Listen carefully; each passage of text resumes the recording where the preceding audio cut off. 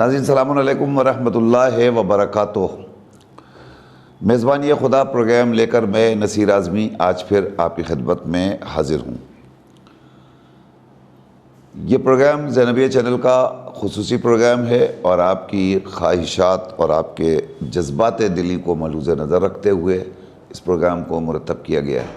اس میں چونکہ آپ سوالات کرتے ہیں اور براہ راست آپ کے سوالات کے جوابات دیے جاتے ہیں، لہذا یہ چینل آپ کا اپنا چینل ہے اور یہ پروگرام آپ کا اپنا پروگرام ہے۔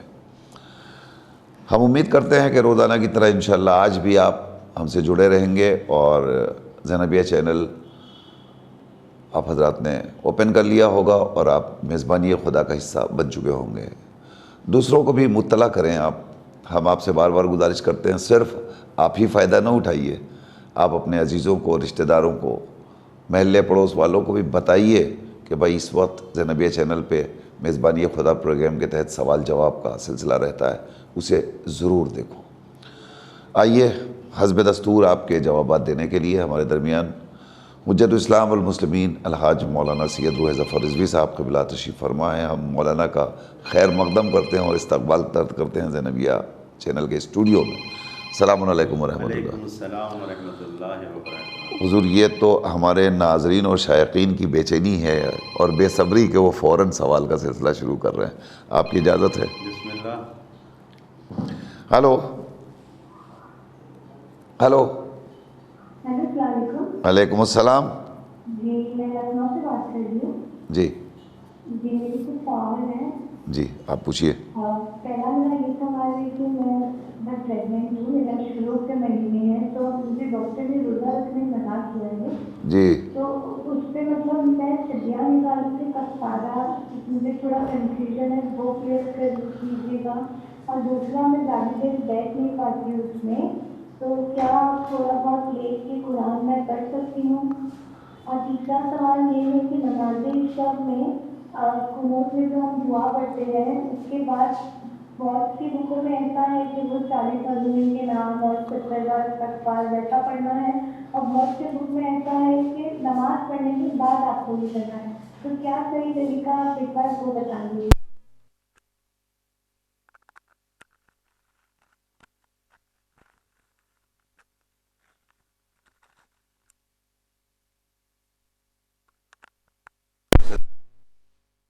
خدا حافظ۔ اعوذ باللہ من الشیطان الرجیم، بسم اللہ الرحمن الرحیم۔ اللہم صل علی محمد وآل محمد۔ بسم اللہ الرحمن الرحیم۔ اللہم اجعلنی فیہ من المستغفرین واجعلنی فیہ من عبادک الصالحین القانتین واجعلنی فیہ من اولیائک المقربین برأفتک یا ارحم الراحمین۔ یقیناً اس دعا میں، آج کے دن کی دعا میں اپنے پروردگار کی بارگاہ میں التماس ہے، درخواست ہے کہ خدایا ہمیں استغفار کرنے والوں میں قرار دے، جو توبہ و استغفار کرتے ہیں ہمیں ان میں قرار دے، اور ہمیں اپنے ان نیک بندوں میں قرار دے جو تیرے مطیع و فرما بردار ہیں، اور ہمیں اپنے ان قریبی دوستوں میں قرار دے کہ جو تیری بارگاہ سے قریب ہیں۔ برأفتک کا، تیری نرمی، تیری محبت، تیری ساری عنایتوں کے صدقے میں، اے سب سے بڑے رحم کرنے والے ارحم الراحمین۔ سب سے پہلا جملہ آج کی دعا میں یہی ہے کہ خدایا مجھے استغفار کرنے والوں میں قرار دے۔ استغفار کی کچھ شرطیں ہیں۔ استغفار صرف زبان کے کہنے سے کوئی فائدہ نہیں پہنچاتا جب تک کہ استغفار کی شرطیں انسان کے اندر نہ پائی جاتی ہوں۔ مال حرام اگر انسان کے جسم میں ہے، مال حرام اگر انسان کی زندگی میں ہے، تو لاکھ انسان استغفر اللہ کہتا رہے، اس کا کوئی فائدہ نہیں ہوگا۔ ضروری یہ ہے کہ اگر انسان حرام سے قریب ہے تو اس حرام سے دوری اختیار کرے، یہی استغفار ہے۔ استغفار کا مطلب اپنے آپ کو گناہوں اور حرام سے دور کرنا ہے۔ اگر انسان کی زندگی میں حرام پایا جاتا ہے تو صبح سے رات تک بیٹھا ہوا ہر روز ماہ مبارک میں گھنٹوں بیٹھ کے استغفر اللہ ربی کہتا رہے، کوئی فائدہ نہیں ہوگا۔ لہذا ہم جب خدا کی بارگاہ میں دعا کر رہے ہیں کہ ہمیں مستغفرین استغفار کرنے والوں میں قرار دے، تو ہمیں واقعاً اپنے گزشتہ کاموں پہ شرمندہ ہونا چاہیے۔ ہم سے جو خطائیں لغزشیں ہوئی ہیں اس سے واقعاً ندامت کا احساس ہمارے اندر پیدا ہونا چاہیے، ہمیں شرمندہ ہونا چاہیے۔ اگر ہم نے کسی کے حق کو ادا نہیں کیا ہے، حق غصب کر رکھا ہے، تو وہ ادا کریں، یہ حقیقت میں استغفار ہے۔ اگر ہم نے کسی کو زبانی تکلیف پہنچائی ہے تو اس تکلیف سے جا کے بے حل کریں، اس سے معافی مانگیں، اس کے دل سے نکالیں، یہ حقیقی استغفار ہے۔ استغفار کرنے کے فائدے اسی وقت پہنچیں گے کہ جب ہم اپنے کاموں کو خدا کی بارگاہ میں رکھ کر دیکھیں کہ یہ کام خدا کے لیے پسندیدہ تھا یا نہیں۔ اگر نہیں تھا تو ہم اس کا تدارک کریں، جبران کریں کہ کس طریقے سے ہم بھرپائی کر سکتے ہیں۔ استغفار کرنے کے لیے جو روایتوں میں بیان کیا گیا ہے کہ اگر انسان استغفار کرتا ہے تو اس کے فائدے کیا ہیں، خداوند عالم سرکار رسالت مآب نے یہ فرمایا ہے کہ من اکثر الاستغفار، جو استغفار بہت زیادہ کرتا ہے، زیادہ استغفار کرنے کی اس سفارش کی گئی ہے اس ماہ مبارک میں، تو جو جتنا زیادہ استغفار کرتا ہے تو سب سے پہلی چیز جو خداوند عالم اس کے لیے اثر کے طور پر فراہم کرتا ہے کہ جعل اللہ من کل ہم فرجا، خداوند عالم ہر قسم کے غم سے اسے نجات دیتا ہے۔ کسی بھی طرح کا غم ہو، ڈپریشن ہے، فکر ہے، نہیں معلوم کن کن وسوسوں میں انسان ڈوبا ہوا ہے، فکر میں ڈوبا ہوا ہے، واقعاً مریض ہو گیا ہے، اتنا زیادہ افکار میں ڈوبا ہوا ہے کہ بلڈ پریشر کا مریض ہو گیا ہے۔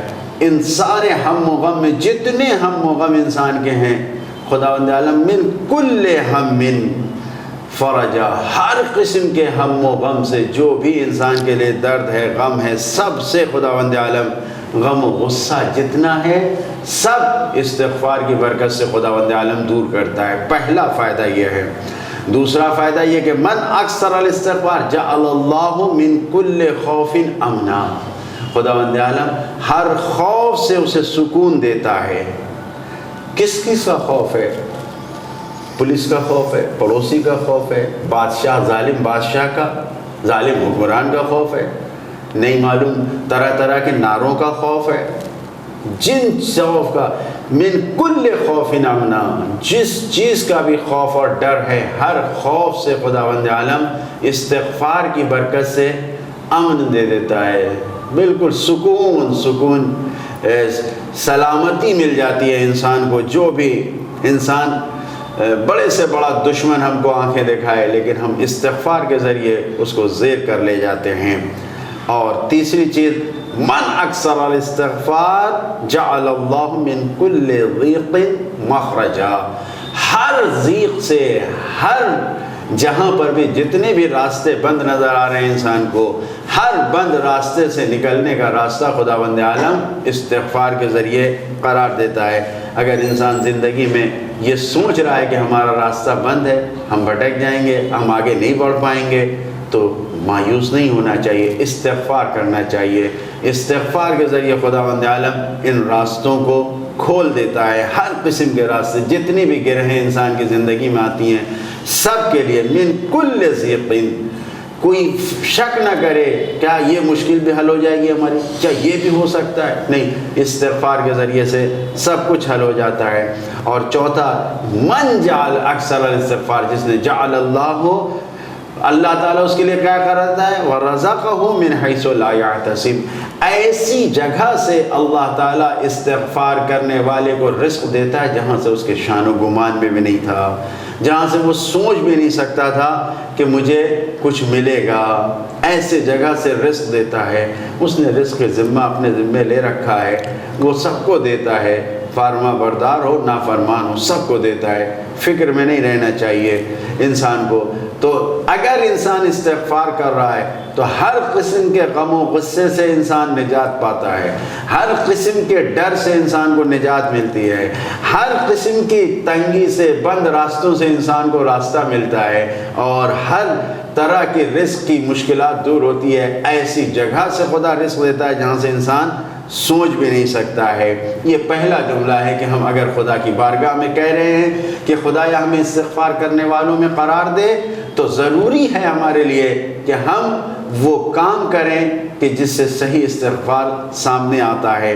دوسرا جملہ ہے وَاجْعَلْنِي مِنْ عِبَادِكَ الصَّالِحِينَ الْقَانِتِينَ، اے میرے پروردگار ہمیں اپنے مطیع و فرما بردار اور نیک صالح بندوں میں قرار دے۔ یقیناً خدا کی بارگاہ میں نیک صالح بندوں میں ہونے کے لیے انسان کو دعائیں کرنا چاہیے۔ اپنے اعمال کے ذریعے جب نیک اعمال انجام دے گا انسان، فرما بردار خداوند متعال ہوگا، تو خدا یقیناً قرار دے گا۔ تیسری دعا ہے، تیسرا جملہ ہے وَاجْعَلْنِي مِنْ أَوْلِيَائِكَ الْمُقَرَّبِينَ، خدایا اپنے ان ولیوں میں، ان دوستوں میں قرار دے جو تیری بارگاہ میں قریب ہیں، ہمیں ان میں قرار دے۔ اپنے نزدیک دوستوں میں، اپنے ایسے قریب بندوں میں قرار دے جو تیری بارگاہ میں قریب ہیں، خدا کی بارگاہ میں بیٹھے ہوئے ہیں۔ فی مقعد عند صدیق عند صدق ملک، صدق فی مقعد صدق عند ملیک مقتدر، یعنی وہ قدرت مند خدا کے نزدیک، خدا وہ جو صاحب اقتدار ہے، جس کی قدرت کا کوئی مقابلہ نہیں کر سکتا، برابری نہیں، اس کے نزدیک جا کے بیٹھے ہوئے ہیں، وہاں پر وہ قیام کر رہے ہیں، وہاں پر ان کا ٹھکانہ ہے۔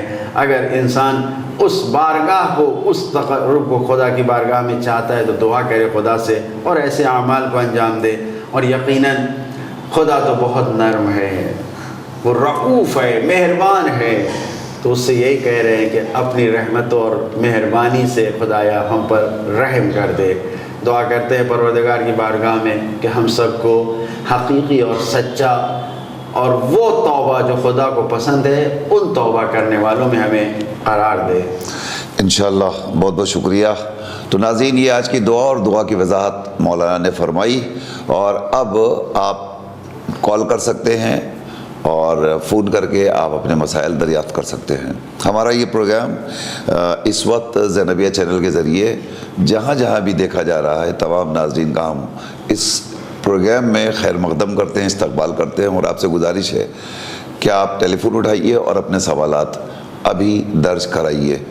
ہمارا نمبر آپ کے اسکرین پہ موجود ہے، نیچے جو سامنے نمبر آ رہا ہے 9619648993، یہ نمبر ہمارا براہ راست ہے، آپ اس نمبر پہ کال کیجئے تو یہ ٹیلی فون میں اٹھاؤں گا، آپ کے سوالات میں لوں گا، مولانا اس کا جواب دیں گے۔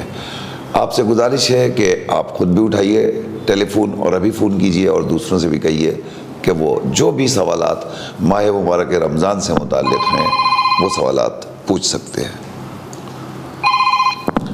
Hello This call is now being recorded. Hello hello, جی السلام علیکم۔ السلام علیکم۔ جی جناب۔ میرا نام شوکت ہے۔ جی جناب۔ میرا نام شوکت ہے۔ جی شوکت صاحب، جی جی میں پوئی سے بات کر رہا ہوں۔ کہاں سے؟ جی پوئی سے۔ پوئی سے، جی جی سوال پوچھیے۔ سوال یہ ہے کہ ابھی مجھے جیسے استما ٹائپ کا ہے، جی روزہ رکھتا ہوں، جی ایسے میں کبھی کبھی ایمرجنسی ہو جاتی ہے کہ مجھے کبھی ریلائز دینا پڑے، کیپسول ڈال کے مجھے ریلائز کرنا پڑے، جی تو ریلائز کرنے سے کیا روزہ ٹوٹ جائے گا؟ انہیل کرنے سے؟ یہ بولا اس کو مطلب اس سے کیپسول ڈال کے ساتھ سے کھینچنا پڑتا ہے، ٹھیک، تو استما ٹائپ کا ہے مجھے تھوڑا جی جی جی جی جناب، میں سمجھ گیا آپ کا سوال، سمجھ گیا میں، بالکل جی بالکل بالکل بالکل مولانا آپ کو ابھی جواب دیں گے۔ اس کے علاوہ اور کوئی سوال ہے آپ کا؟ جی شکریہ۔ ٹھیک ہے شوکت بھائی، اللہ آپ کو صحت دے، اور یہ پروگرام ہمارا روز آنا آتا ہے 5 بجے سے 6 بجے تک۔ جی میں دیکھتا ہوں۔ جی تو آپ سوالات بھی کریں، مولانا بھی آپ کو جواب دیتے ہیں انشاءاللہ۔ خدا حافظ، خدا حافظ۔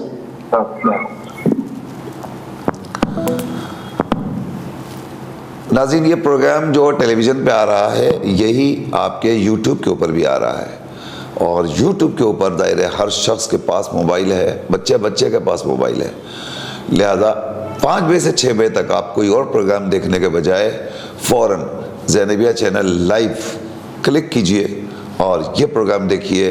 اس سے آپ کا بھی فائدہ ہے، دوسروں کا بھی فائدہ ہے، ہمارا بھی فائدہ ہے، اور ماہ مبارک رمضان کی برکتیں اور سعادتیں بھی انشاءاللہ اس پروگرام کے ذریعے ہمیں حاصل ہوتی رہیں گی۔ لہذا ٹیلی فون اٹھائیے اور سوال پوچھیے۔ جب تک ہمارے پاس جو سوالات آ گئے ہیں وہ ہم مولانا خدمت میں پیش کرتے ہیں۔ سب سے پہلا سوال لکھنؤ سے ہماری ایک بہن نے کیا ہے حضور کہ وہ سوال کر رہی ہیں کہ پریگننٹ ہیں یعنی حاملہ ہیں، اور ایسی صورت میں ظاہر ہے کہ روزہ رکھنا ان کے لیے مضر قرار پائے گا، وہ نہیں رکھ سکتی، تو کیا کریں؟ انہیں مطلب فدیہ دینا ہے یا کفارہ دینا ہے، کیا کرنا ہوگا؟ ایسی حالت میں کہ جب یہ پہلے کال لے لیتے ہیں ورنہ جواب مخل ہوں گے۔ چلیے جی۔ ایسی حالت میں کہ جب بچہ شکم میں ہے اور حاملہ عورتیں ہیں تو ڈاکٹر نے اگر منع کیا ہے اور خود انسان محسوس کرتا ہے، خواتین خود جانتی ہیں کہ روزہ رکھنے سے مشکلات ہو سکتی ہیں، تو روزہ رکھنے کی ضرورت نہیں ہے، روزے سے انسان کو معاف کیا گیا ہے، لیکن اس کی قضا واجب ہے۔ جب افاقہ ہو جائے تو اس کو جو ہے وہ روزہ رکھنا ہوگا۔ کال لے لیے پھر جی۔ تو جب افاقہ ہو جائے پیدائش کے بعد بچے کے، اس کو روزے کو رکھنا ہے۔ اب ظاہر سی بات ہے کہ پھر دوسرا مسئلہ دودھ پلانے کا آتا ہے ماؤں کے لیے، اور اس میں بھی پھر ضروری ہوتا ہے۔ ہلو، السلام علیکم۔ وعلیکم السلام ورحمۃ اللہ۔ فیروز بات کر رہا ہوں پونا سے۔ جی فیروز بھائی۔ نصیر بھائی سوال یہ تھا کہ جیسے اگر جو ضعیف عورت ہے 70 سال سے اوپر کی کوئی عورت ہو یا مرد ہو جی، تو اس کے جو روزے اگر چھوٹ جائیں تو اس کا کفارہ بھی ہے کیا ہے؟ روزے رکھنے ہیں پورے اس سال چھوٹے ہوئے روزے، اور ساتھ میں کفارہ بھی دینا ہے، یہ تھوڑا کیا حکم اس کے نہیں؟ ٹھیک ہے، اور کوئی سوال آپ کا؟ جی بس جی ہے۔ ٹھیک ہے، مولانا آپ کو بھی جواب دیں گے انشاءاللہ۔ ٹھیک، خدا حافظ۔ تو یہاں پر اب ولادت کے بعد کا مرحلہ آیا اور پھر 11 مہینے جو باقی بچے ہیں اس میں وقت نہیں ملا کہ روزے کی قضا کی جا سکے، تو فدیہ دینا ہے۔ ابھی تک صرف روزے کی قضا تھی، لیکن اگر اگلا ماہ مبارک آ گیا تو فدیہ دینا ہے، اور قضا اپنی جگہ پر باقی ہے۔ یعنی یہ 30 روزے ماہ مبارک رمضان کے 11 مہینے کے اندر قضا نہیں ہو پائے، نہیں بھر پائے اس کو دودھ پلانے کی وجہ سے یا ولادت کی وجہ سے، تو پھر جو اگلا ماہ رمضان آنے سے پہلے 30 روزے کا فدیہ دینا پڑے گا۔ ہلو ہیلو جی، السلام علیکم۔ ہلو، السلام علیکم۔ وعلیکم السلام۔ جی ہلو، جی، سوال پوچھیے۔ ہاں بھائی، میں یہ پوچھ رہی ہوں کہ ہمارا لڑکا روزے سے ہے، وہ بریکن مشین چلایا ہے تو اس کی دھول منہ میں گئی تو کیا روزہ ٹوٹ جائے گا؟ ٹھیک، چلیے، اور کوئی سوال؟ اور دوسرا یہ سوال ہے کہ اگر ہم کوئی سی بھی نماز جیسے مغرب عشاء کی نیت کر رہے ہیں تو کیا ہم کو دوبارہ بھی جیسے عشاء کے لیے ظہر کے لیے کرنا پڑے گا؟ یعنی مغرب عشاء کی نیت کر رہے ہیں ایک ساتھ؟ نہیں، خالی مغرب کی نیت کرنے کے بعد پھر ہم عشاء کی نیت کر سکتے ہیں؟ مطلب عشاء کی نماز کے وقت نا؟ ہاں۔ ٹھیک، اور کوئی سوال؟ جی نہیں بھائی۔ جی، آپ کہاں سے کال کر رہی ہیں؟ ہم میرا روڈ سے بول رہے ہیں، سمیر بہتر میرا روڈ۔ بہتر، مولانا آپ کو بھی جواب دیتے ہیں انشاءاللہ۔ خدا حافظ۔ جی خدا حافظ۔ تو مولانا نے آپ کو جواب دے دیا، یعنی آپ پریگننٹ ہیں، اگر ڈاکٹر کہہ رہا ہے کہ نہیں آپ کے لیے روزہ مناسب نہیں ہے اور آپ محسوس بھی کر رہی ہیں کہ روزہ ہمارے لیے مناسب نہیں ہوگا، ہماری صحت پہ اثر انداز ہوگا یا بچے کی صحت پہ اثر انداز ہوگا، تو ایسی صورت میں آپ کو روزہ نہیں رکھنا ہے۔ البتہ جب ڈلیوری کے بعد آپ سال بھر میں جب بھی اپنے آپ کو صحت مند پائیں تو آپ اس روزے کی قضا رکھیں گی، اور سال بھر گزر جائے اور آپ قضا نہ رکھ پائیے اور اگلا ماہ مبارک آ گیا تب آپ کو فدیہ بھی دینا ہوگا اور قضا بھی ادا کرنی ہوگی۔ ہیلو جی السلام علیکم۔ وعلیکم السلام، السلام علیکم مولانا صاحب، السلام علیکم۔ وعلیکم السلام۔ ہمارا سوال یہ تھا جی کہ نا آفس میں جیسے اگر بچے نا روزہ رکھ کے گئے ہیں جی اور ظہر عصر کی نماز کے ٹائم پہ آفس والے سب لوگ ایک جگہ نہیں ہے، ایک ہی کمرے میں آگے جیسے لڑکے آدمی لوگ کھڑے ہیں اور پیچھے لیڈیز کھڑے ہیں نماز پڑھ رہے ہیں، تو کیا چلے گا ایسی صورت میں؟ اور وہ مطلب غیر مرد سے سننا جہاں کے لوگ ہیں وہ لوگ ہیں، تو ایسے میں چلے گا؟ چلیے، اور کوئی سوال؟ نہیں ہے، شکریہ۔ کہاں سے کال کر رہی ہیں آپ؟ یہی ممبئی سے۔ ممبئی سے، جی انشاءاللہ مولانا آپ کو جواب دیتے ہیں ابھی۔ خدا حافظ، خدا حافظ۔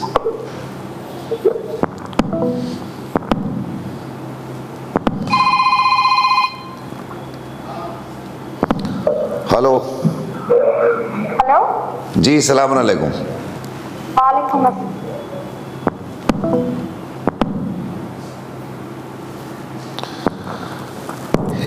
انہی نے ایک سوال لکھنؤ سے دوسرا پوچھا ہے کہ علالت کی وجہ سے یہ اسٹریٹ مطلب بیٹھنے میں بھی پرابلم ہے اور لیٹنے میں بھی پرابلم ہے، بہرحال لیکن لیٹ کر کے اگر یہ چاہیں تو کیا قرآن مجید کی تلاوت کر سکتی ہے؟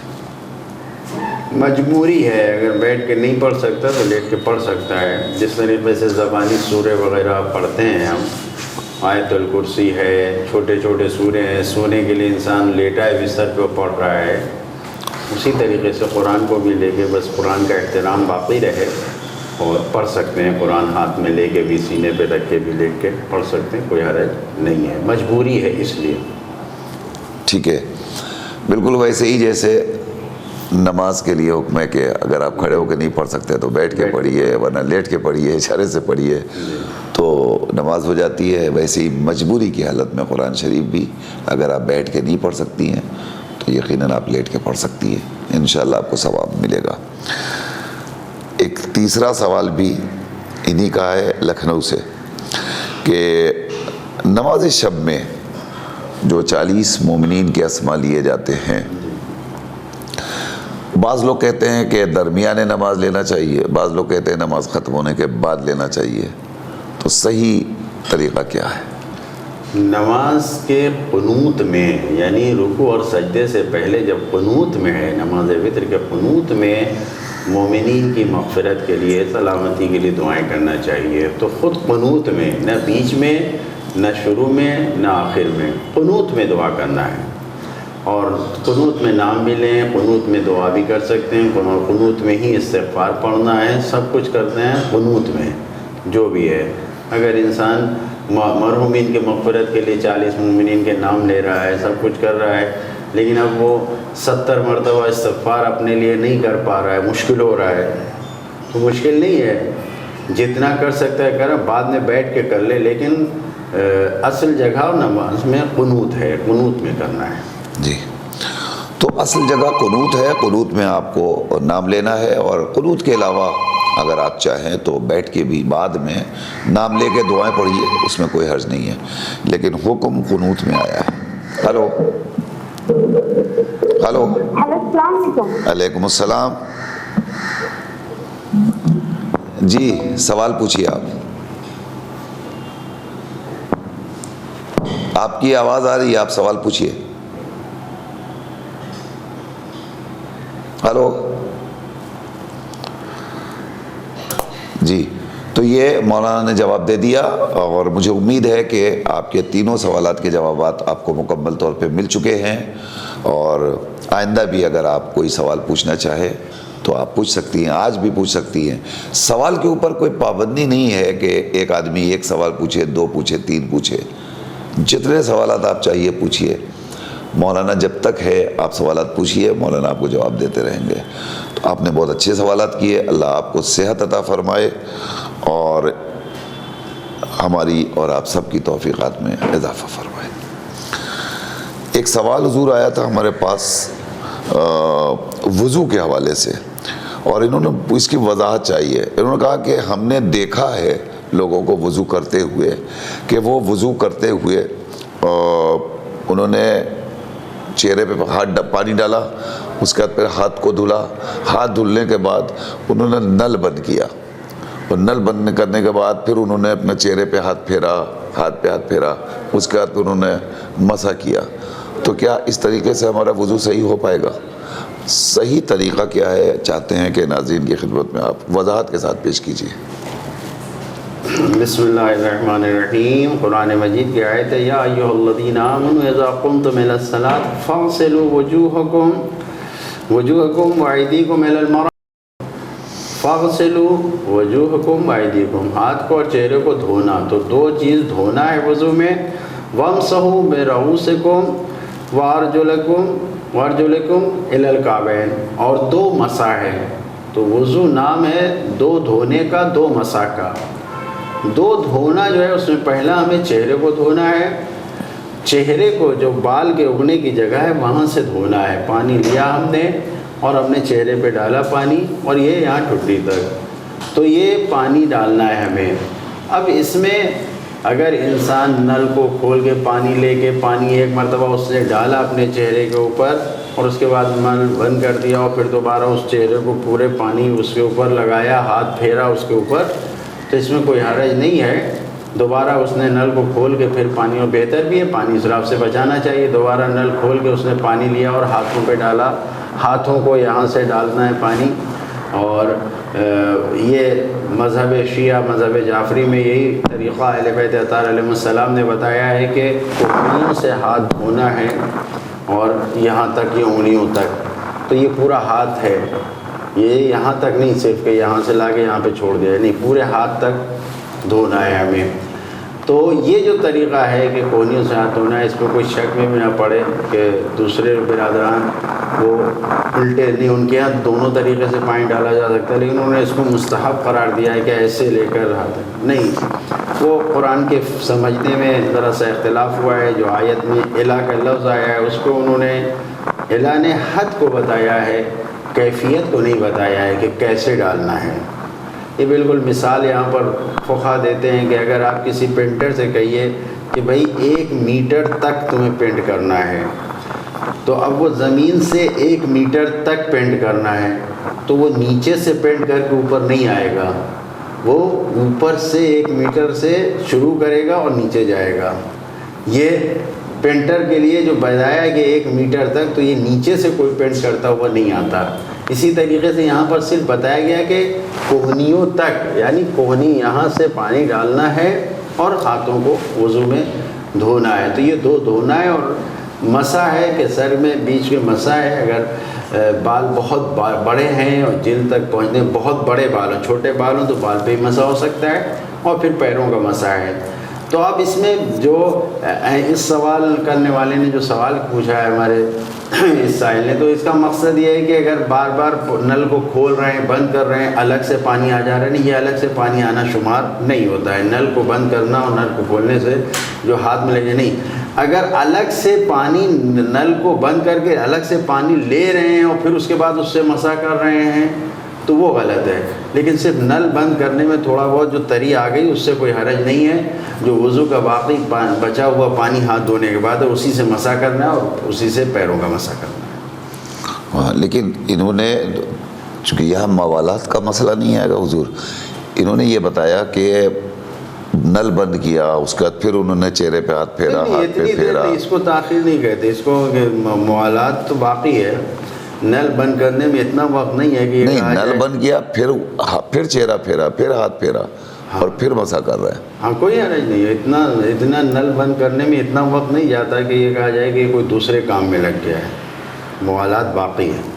اچھا، اور واقعاً اگر یہ دیکھنے والا کہے کہ اس نے ایک بار چہرے پہ پانی ڈالا اور پھر آرام سے بیٹھا ہوا ہے، اور پھر اس کے بعد جو ہے نل بند کیا، اور پھر تو دیکھنے والا یہ کہے کہ نہیں، یہ وضو نہیں کر رہا ہے، یہ کچھ اور کر رہا ہے، یا تو پھر وہاں پر غلط ہو جائے گا۔ ترتیب کے ساتھ موالات ضروری ہے، لیکن صرف نل بند کرنے اور کھولنے سے جو ہے موالات میں کوئی خلل نہیں واقع ہوتا۔ اچھا، کبھی کبھی یہ بھی دیکھا گیا ہے کہ غسل خانے میں جا کر کے آدمی نے وضو کیا اور وضو کرنے کے بعد وہ چل کے آیا اور آنے کے بعد آ کر کے یہاں مسح کر رہا ہے دوسری جگہ۔ زیادہ دور نہیں جانا چاہیے گا، تھوڑا سا مثلا جس جگہ پر بنے ہوئے وضو خانے وہاں پر سے اس نے پانی منہ پہ ڈالا، ہاتھ پہ ڈالا اور ہاتھ کو پھیرتے ہوئے تھوڑا سا آگے آگے بینچ کے اوپر پیر رکھ کے مسح کر رہا تھا، جی، ذرا سا فاصلہ ہو جائے تو اس میں کوئی حرج نہیں ہے، زیادہ فاصلہ ہو جائے گا تو موالات ختم ہو جائے گا وضو سے۔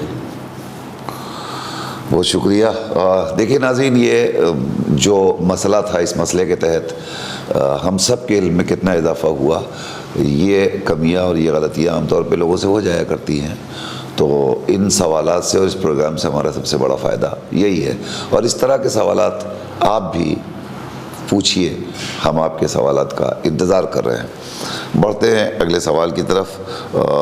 پوئی سے ہمارے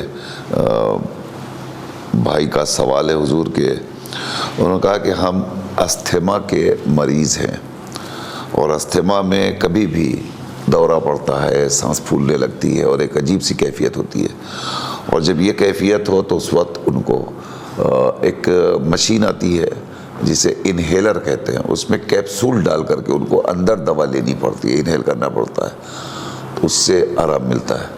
تو کیا روزے کی حالت میں یہ انہیل کیا جا سکتا ہے؟ انہیلر کرنے میں روزے کی حالت میں یہ جو مشینوں سے جو لیا جاتا ہے اس میں کوئی حرج نہیں ہے، بس شرط یہ ہے کہ حلق میں کچھ نہ جائے، وہ سانس کی نلیوں میں جاتا ہے، اس سے سانس کی نلی میں جو جا رہا ہے اس میں کوئی حرج نہیں ہے، ناک کے ذریعے یا اس سانس کی نلی میں جو جا رہا ہے اس سے۔ اور اگر واقعاً کوئی ایسا لیکوڈ ہے اور اتنی دوا ہے کہ اس کو آپ انہیلر کر رہے ہیں اور حلق میں جا رہا ہے تو صحیح نہیں ہے، آپ کو روزے کی قضا، آپ کو بہرحال اپنی جان بچانا واجب ہے، اس لہٰذا انہیلر کیجئے، لیکن اگر حلق میں کوئی دوا جا رہی ہے اور حلق میں انہیلر کرنے سے کچھ جا رہا ہے تو پھر آپ کو اس روزے کی قضا کرنا پڑے گا۔ لیکن اگر کچھ حلق میں نہیں جا رہا ہے، صرف سانس میں جا رہا ہے اور کچھ ایک ہوا سی جا رہی ہے، اس میں کوئی دوا اور کوئی حلق میں نہیں جا رہا ہے، کچھ صرف سانس کی نلی میں جا رہا ہے، تو اس میں کوئی حرج نہیں ہے۔ تو یہ کیپسول تو آپ مشین میں ڈالتے ہیں، آپ منہ میں نہیں ڈالتے یہ کیپسول۔ جب آپ نے مشین میں ڈالا تو وہ جو دوا ہے وہ انہیلر میں ہی ڈیزالو ہو گئی ہے، گھل گئی ہے، اور جب وہ انہیلر میں ڈیزالو ہو گئی ہے تو وہ آپ کے حلق میں بہرحال نہیں جا رہی ہے، اب جو ایئر نکل رہی ہے اس سے وہ جا رہی ہے، تو ایئر آپ کی سانس کی نلی میں جا رہی ہے، لہذا اس سے روزے پہ کوئی اثر نہیں پڑے گا۔ البتہ اگر کوئی ایسی چیز جو حلق کے اندر جائے اس سے روزہ باطل ہو جائے گا۔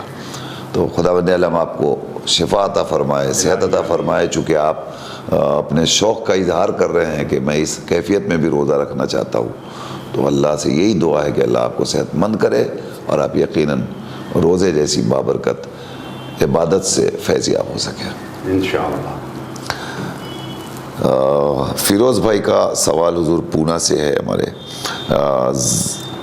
کوئی ضعیف یا ضعیفہ جو زیادہ مسن ہو، اس کے لیے روزے کا کیا حکم ہے؟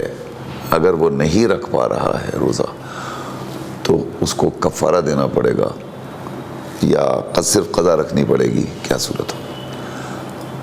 جو بزرگ ہو جا رہے ہیں اور اپنے عمر کے بزرگی کی وجہ سے وہ روزہ نہیں رکھ پا رہے ہیں، ضعیفی ہے، کمزوری ہے، تو ان کے لیے واجب نہیں ہے کہ وہ روزہ رکھیں، بلکہ ان کے لیے کفارہ بھی نہیں ہے، فدیہ ہے۔ اگر یہ ماہ مبارک رمضان کے بعد قضا کر سکیں، کہ جو عام طور سے ایسے بزرگ افراد کے لیے مشکل ہوتا ہے، ممکن نہیں ہوتا ہے، تو صرف فدیہ ان کو دینا واجب ہے، اور ورنہ اگر قضا کر سکے تو قضا بھی کرے ماہ رمضان کے بعد، لیکن اگر قضا نہ کر سکیں، بالکل ماہ رمضان جیسی کیفیت ماہ مبارک کے بعد بھی ہے، تو پھر وہاں پر صرف اور صرف آپ کی ذمہ داری فدیہ دینا ہے یہ بزرگوں کا، اور کوئی کفارہ نہیں ہے، کوئی انہوں نے گناہ نہیں کیا ہے، کفارہ ہمیشہ گناہوں کا ہوتا ہے، یہ فدیہ ہے کہ جو روزہ چھوٹا اس کے لیے فدیہ دیا ہے۔ تو یہ ایک تو معمر ہیں، اگر یہ نہیں رکھ سکتے تو ویسے ہی ان کے اوپر روزہ بہرحال نہیں ہے، تکلیف معاف ہو جاتی ہے۔ اور اس کے بعد پھر اگر صحت مند ہے، مطلب عمر زیادہ ہے صرف، لیکن طاقت ہے، قوت ہے الحمدللہ، اور وہ رکھ سکتے ہیں، تو پھر وہ روزہ رکھیں گے۔ بیچ میں کوئی ایسا مرحلہ آ جائے کہ نہیں رکھ پا رہے ہیں کمزوری کی وجہ سے، تو پھر وہ روزہ چھوٹ جائے گا، تو اس کو جب موقع ملے گا سال بھر میں رکھ لیں گے، اور اس کے بعد بھی نہیں رکھ پائے تو پھر اگلے ماہ مبارک رمضان سے پہلے اس کا فدیہ دیا جائے گا، اور اسے فدیہ کہتے ہیں، کفارہ نہیں کہتے۔ کفارہ الگ چیز ہے، فدیہ۔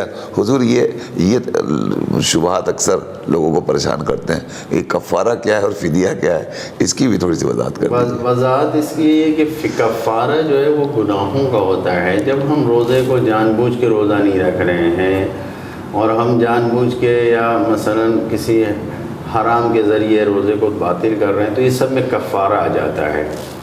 تو مثال کے طور پر انسان حج پہ جاتا ہے، تو حج کے احکام ایسے ہیں کہ اس میں احرام باندھنے کے بعد بہت سی چیزیں حرام ہو جاتی ہیں۔ اب اگر ان حرام چیزوں میں سے کسی ایک عمل کو انجام دیا تو وہاں پہ اس نے گناہ کیا، تو اس کا کفارہ ہے۔ لیکن یہاں پر یہ کفارہ نہیں ہے، یہاں ایک عبادت کی جگہ دوسری عبادت ہے جو فدیے کے طور پر ہے، کہ یہاں پر صرف خیرات کرنا ہے کہ انسان کا جو عمل کم ہو گیا ہے اس عمل کی بھرپائی ہو جائے، وہ پورا ہو جائے، اس کے لیے فدیہ دینا ہے۔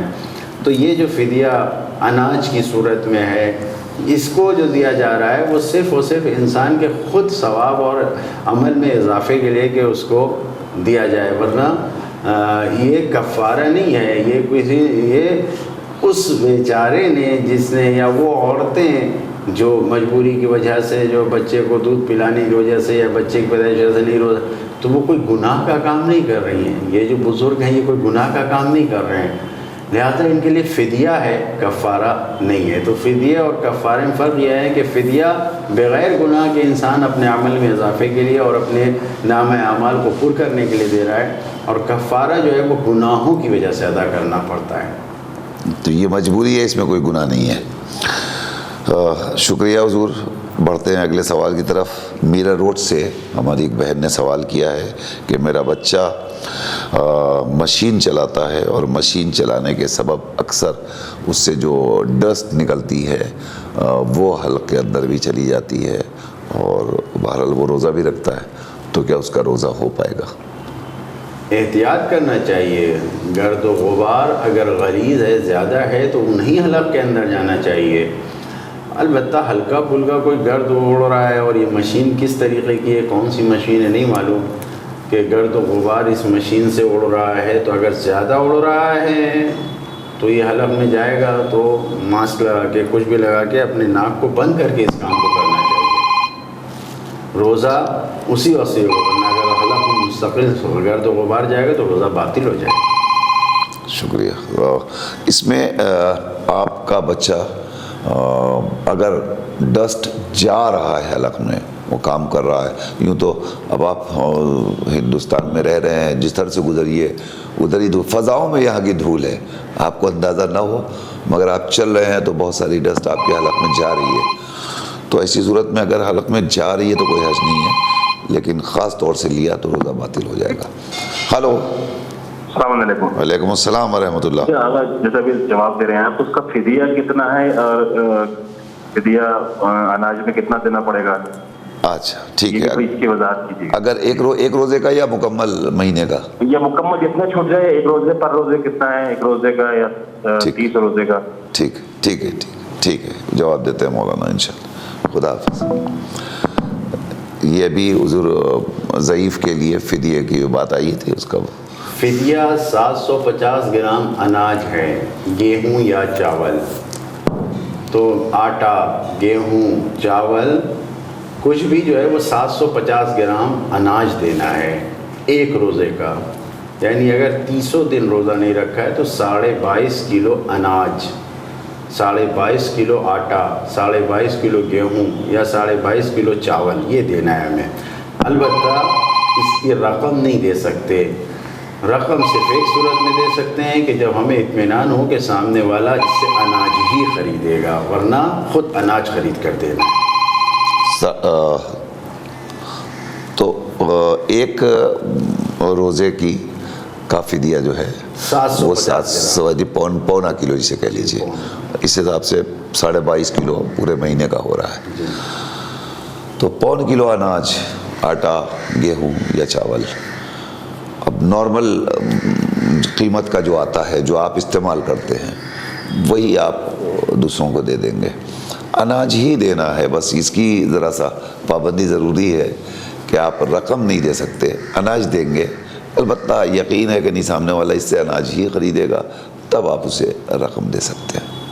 یا کسی ادارے میں کسی ذمہ دار انجمن کو اگر آپ دے رہے ہیں تو وہ ان کی ذمہ داری ہے، ہاں، پھر آپ کی ذمہ داری ہے۔ یقین ہونا چاہیے کہ وہ ادارہ، وہ مدرسہ، وہ انجمن جو ہے وہ اناج یعنی شرعی طور پر کام کرتے ہیں، تو پھر ان کو دیا جا سکتا ہے، یہ ان کی ذمہ داری ہے۔ ٹھیک، بہت شکریہ۔ میرا روڈ سے ایک سوال اور حضور کہ ہم مغرب کی نماز کے لیے مغرب کی نیت کر چکے اور بعد میں عشاء کی نماز پڑھ رہے ہیں، تو کیا ہم کو عشاء کے لیے الگ سے نیت کرنی پڑے گی؟ نیت کے بارے میں توجہ دینا چاہیے۔ نیت کا مطلب یہ نہیں ہے، چاہے وہ وضو ہو یا نماز ہو یا کوئی بھی ہو، کہ ہم زبان سے الفاظ کو دہرائیں کہ ہم نماز پڑھتے ہیں مغرب کی 3 رکعت قربتاً اللہ، یا پہلے بچپن میں سکھایا جاتا تھا کہ وطنی رفع ہونے حدث کے اور کیا مباح ہونے نماز کے، نماز کے، یہ سب نہیں ہے۔ نیت یہ ہے کہ انسان کو یہ معلوم ہونا چاہیے کہ اس کے ذہن و دماغ میں یہ پتہ ہو کہ ہم اس وقت کیا کر رہے ہیں۔ تو اب ہم مغرب کی نیت کے لے کر کے کھڑے ہوئے، ممکن ہے یہاں پر سوال یہ ہو کہ انسان عشاء کی نماز پڑھنے کے لیے کھڑا ہوا اور اس نے کہہ دیا نماز ذہن میں یعنی زبان پہ عادت کے مطابق مغرب کی نماز پڑھنے جا رہے ہیں، مغرب کی 3 رکعت، پھر خیال ہے کہ نہیں عشاء کی ہے تو عشاء کی 4 رکعت اسی وقت، شاید یہ پوچھنا ہو کہ ایک ہی وقت میں دونوں نہیں۔ اگر انسان اپنے ذہن میں حاضر ہے تو خود اس کے ذہن میں حاضر ہونا ہی کافی ہے کہ جب تکبیرۃ الاحرام کہا تو ہمیں معلوم ہونا چاہیے کہ یہ مغرب کی نماز ہے، جب تکبیرۃ الاحرام کہا تو معلوم ہونا چاہیے یہ عشاء کی نماز ہے، اتنا ہی کافی ہے۔ بہت شکریہ۔ ہلو ہلو، ہلو، السلام علیکم۔ جی علیکم السلام۔ جی، آپ پروگرام چل رہا ہے؟ جی چل رہا ہے، جی جی جی جی، ایک سوال تھا مولانا سے کرنے کا۔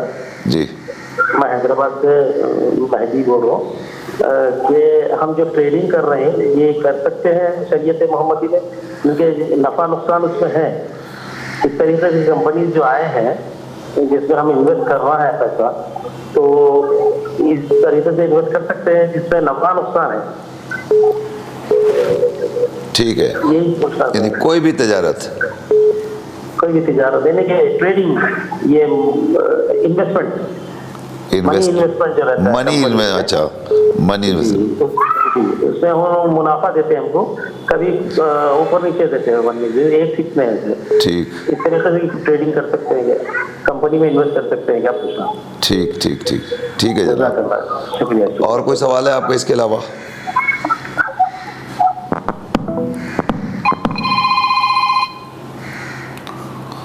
ہلو، جی السلام علیکم مولانا صاحب۔ علیکم السلام ورحمۃ اللہ۔ مولانا صاحب، روزے میں جو لوگ صدقہ یا جیسے زکوٰۃ نکلتی ہے تو کیا وہ نان مسلم کو دیا جا سکتا ہے؟ اور اگر ہمارے آس پاس ایسے لوگ ہیں کہ جن کو دینے کی ضرورت ہے لیکن ایسا کوئی نہیں ہے کہ مطلب مسلمان ایسا کوئی نہیں ہے کہ جو ضرورت مند ہے، یعنی ان کو آپ کیا دینا چاہتی ہیں؟ زکوٰۃ؟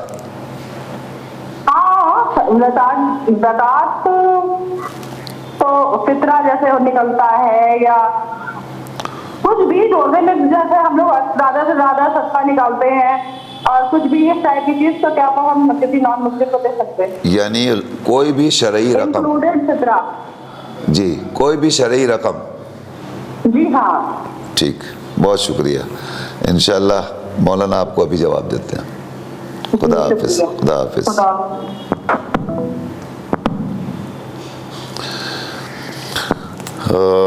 حضور، یہ ایک سوال اور آیا ہے کہ پڑوسی اگر نہیں، اس کے پہلے والا ایک سوال اور لے لیتے ہیں کہ آفس میں مرد عورت سب ساتھ میں کام کر رہے ہیں اور وہاں نماز کا وقت ہو گیا، ظاہر ہے کہ ظہرین کی نماز آفس کا ٹائم جو ہے وہ آفس میں گزر جاتا ہے اور نماز پڑھنا بھی ضروری ہے، اور آفس میں کمرہ ایک ہی ہے، وہیں پر مرد بھی نماز پڑھ رہے ہیں، اب عورت کیا کرے؟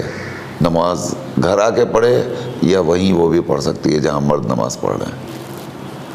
پڑھ سکتے ہیں، کوئی حرج نہیں ہے۔ خیال رہے کہ اگر مرد سے پیچھے ہو کے نماز پڑھا جائے، آگے نہ ہو، اور اگر جگہ اتنی کم ہے اور کسی نے آگے بعد میں شروع کر دیا برابر میں، تو اس میں کوئی حرج نہیں ہے۔ جو آپ نے پہلے سے شروع کیا ہے آپ کی نماز صحیح ہوگی۔ چادر، نماز میں جو حجاب ضروری ہے وہ ہونا چاہیے، اور وہ پورے حجاب میں، پورے چادر میں نماز پڑھی جائے۔ وہاں پر جو لباس نماز کے لیے ضروری ہے، لباس مصلی، وہ اگر ہے اور نماز شروع کر دیا ہے کسی نے پڑھنا، اور کوئی آ بھی گیا، کوئی سامنے سے گزر بھی گیا اور کوئی آ کے برابر میں پڑھنے لگا، تو کوئی حرج نہیں ہے، نماز صحیح ہے۔ جی، یہ بالکل ویسے ہی جیسے حرم ہائے مبارک میں آپ جائیے، جی حرم مبارک میں، خانہ خدا میں جیسے، جی خانہ خدا میں، تو اب ظاہر ہے کہ آپ جائیے حج کرنے کے لیے، اب سب وہاں پہ ٹہل رہے ہیں، گھوم رہے ہیں، زیارت کر رہے ہیں، آپ کے آس پاس سارے مرد، تو آپ وہاں نماز پڑھ رہی ہیں، تو جیسے وہاں پڑھ سکتی ہیں اسی طریقے سے یہاں بھی۔ اس کا مطلب اگر نماز وہاں صحیح ہے تو یہاں بھی صحیح ہے۔ احتیاط یہ ضروری ہے کہ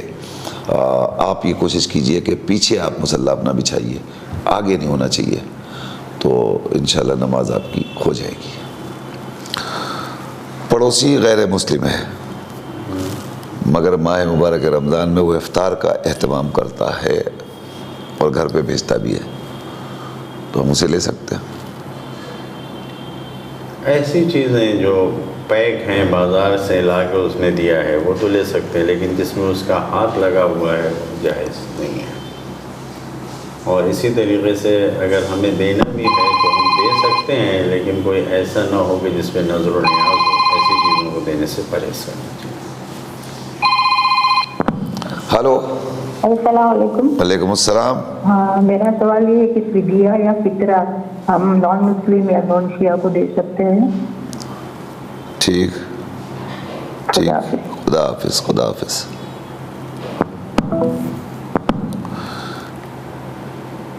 حضور یہ اس میں مولانا نے ایک بات کہی کہ وہ چیزیں ہیں جس کے پاک ہونے کا یقین ہے اسے لینے میں کوئی حرج نہیں ہے، پیک آ رہا ہے آپ لے لیجئے، لیکن باقی سامان اگر وہ لا کے دے رہا ہے تو ہم کو یہ تو نہیں کر سکتے کہ واپس لے جاؤ، ہم نہیں لیں گے، اس کو لے لیں خاموشی کے ساتھ۔